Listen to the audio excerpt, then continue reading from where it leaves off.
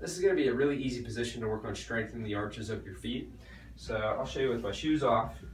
All right, you're going to see that my feet are pretty flat. So whenever I raise up onto my toes, obviously it's going to engage the muscles of my arch, and it's going to try and strengthen through the arch of my foot. So a really simple, easy thing to do that works on balance and doesn't require any equipment is going to be doing a position where I start off. Easier is going to be a wider base and my feet closer together, right? So I could begin by just doing this, feet side by side, and I'm going to try and just make sure that my heels stay off the ground. So first it's going to be raise up onto my toes as high as I can comfortably and come down slow, but don't let my heels touch. And I would do this for time. Really trying to make sure I keep the pressure on my big toe and I'm never coming down to where I get a break.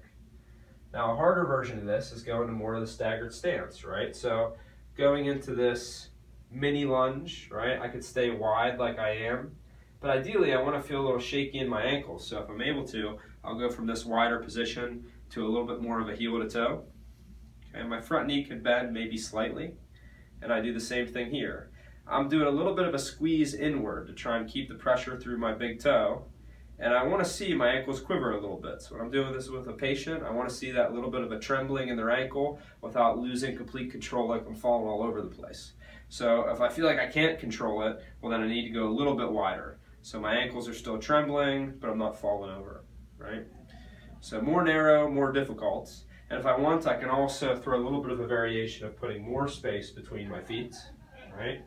And I'm still going to be able to raise this high on my back leg, but now my front foot's not going to have as much room to move, which is okay.